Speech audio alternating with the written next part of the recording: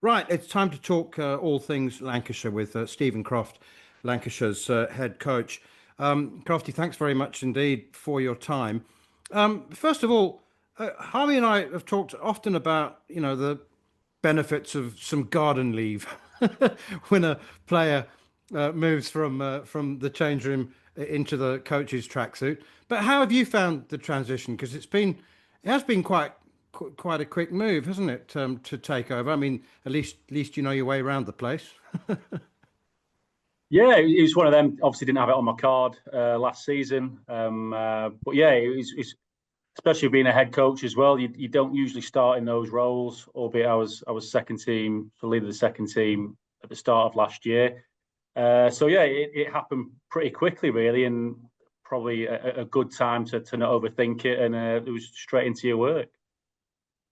Stephen, how you found the sort of the preparation side for a season? Because you've gone in sort of mid-season, so your plans were in place. I would imagine you've just sort of either continued on from where either Dale Benkenstein or Chile and that have left off, and you're not really getting your sort of footprint on it. But how have you and what have you done, and how are the boys going when it comes to the little period you had from the end of the season to get you in a position to go, right, this is my group, it's my team, this is how I want us to play, and this is how we prepare.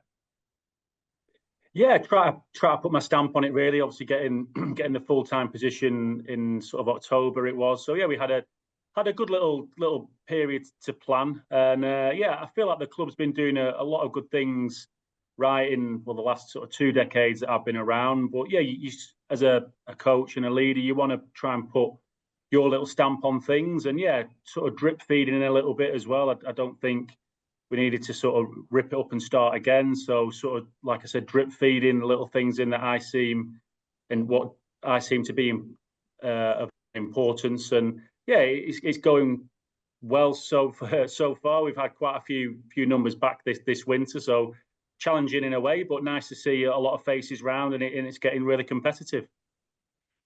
Division Two is going to be competitive. Talking about that, Lancashire's not a Division Two club. You know that. Everybody, you've probably got the red rose tattooed on you somewhere, metaphorically, if not literally. But do you feel that the pressure that to get back into Div One immediately?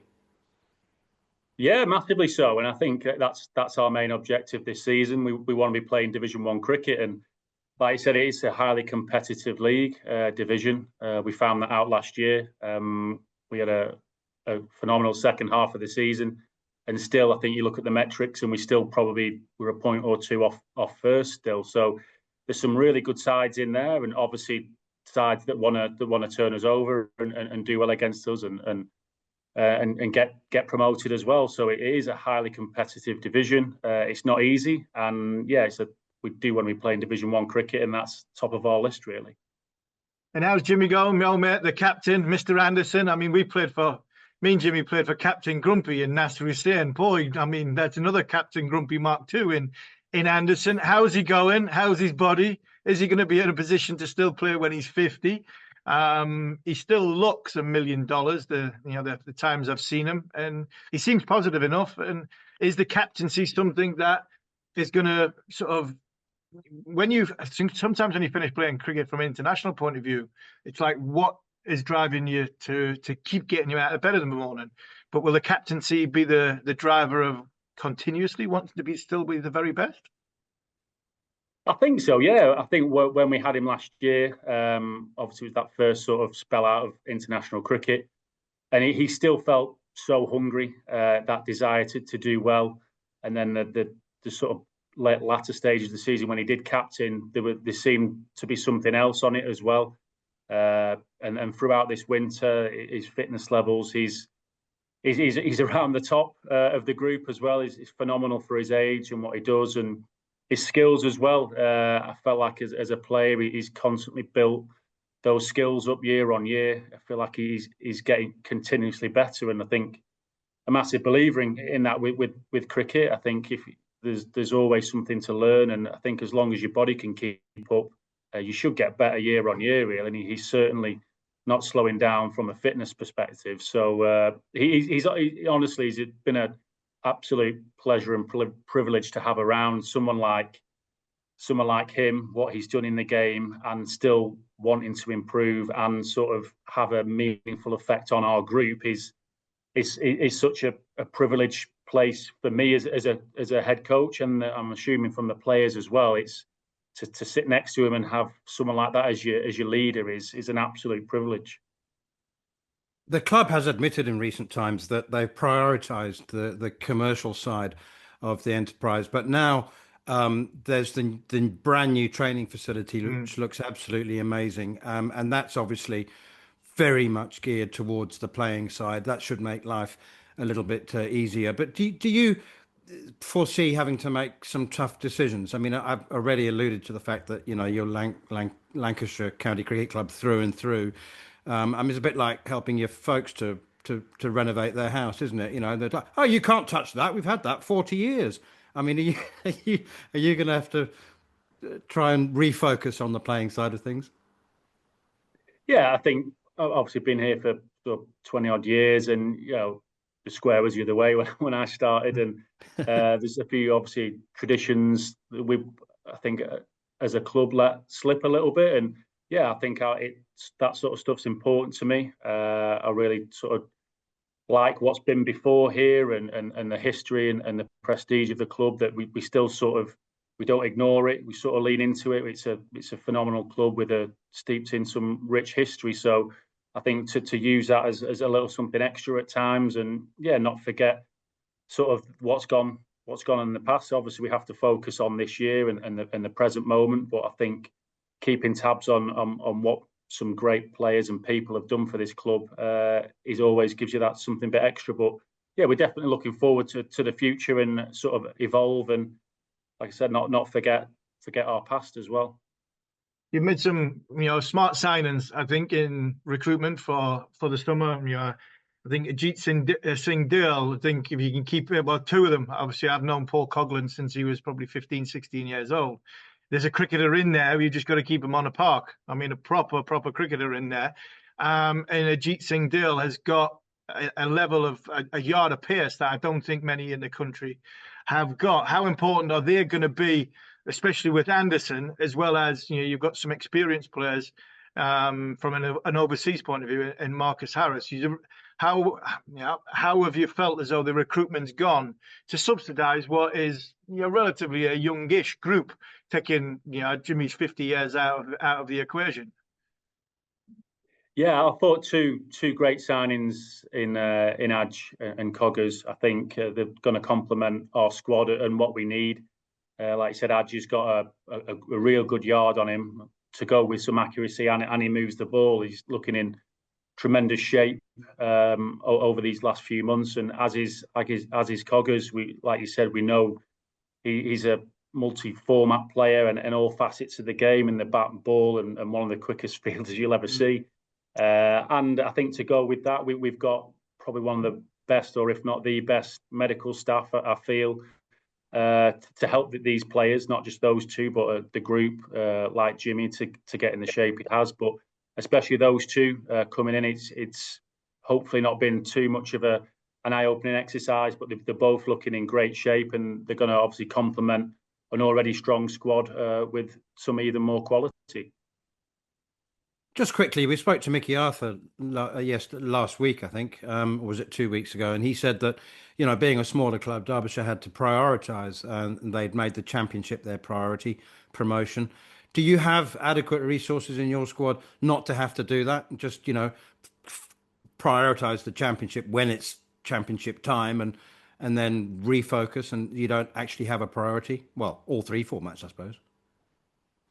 Yeah, we obviously want to compete in all three formats, really. And I think we've got, including the white ball players, we've got 30 sort of on the books this year, which is great to see. We've got a lot of strength and depth. I'd probably be lying if that Championship and getting into Division 1 cricket would be lying if it wasn't a priority, which I think it is really. That comes at the top of our list, really.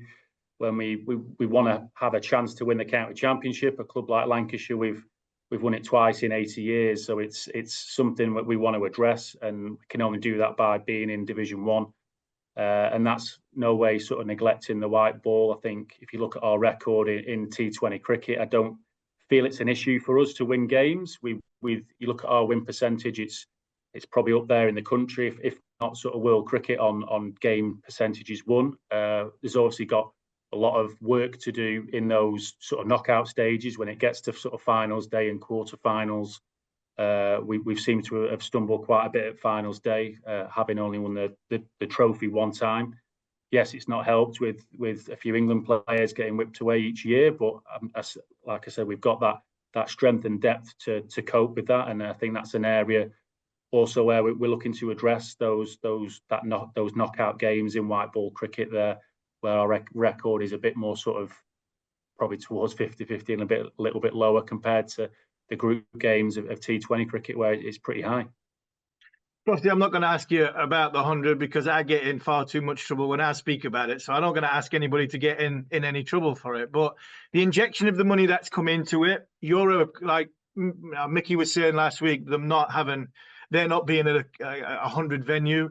Can your facilities get better because of the money that's coming into the 100? You've got, like Manor said, about the training ground and everything that goes with it.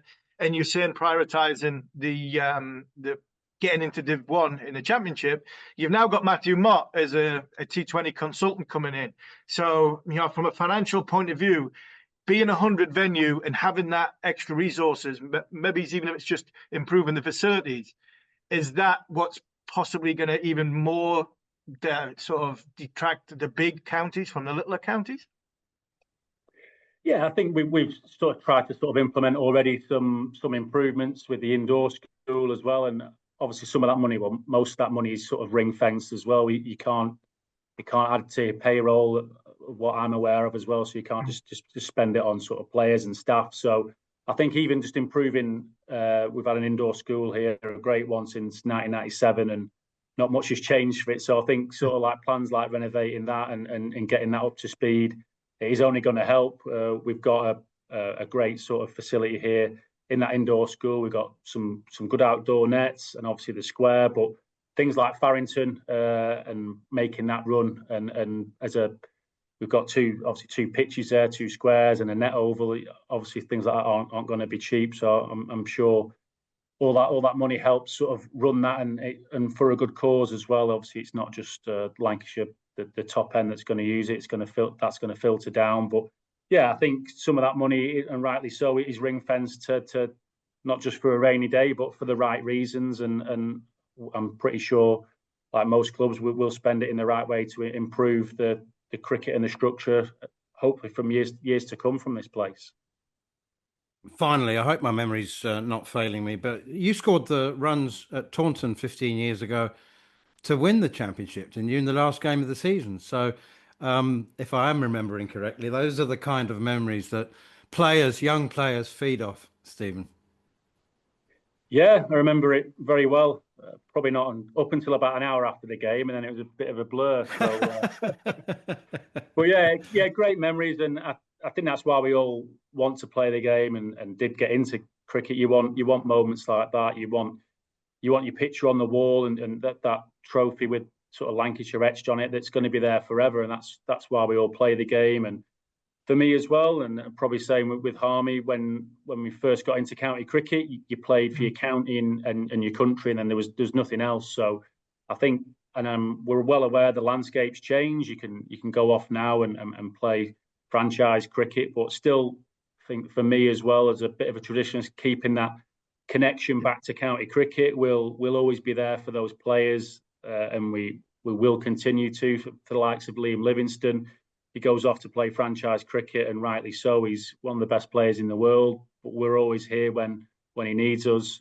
The odd time he might need fixing or a hit, he's obviously more than welcome back here. And I think that's for me why we're all here. We want to produce homegrown players, and you want to be on the wall and etched in history to win trophies. And I think there's no better time to do it as a cricketer. It's a brilliant game, and like I said, the landscape's moving so fast with so many competitions around the world.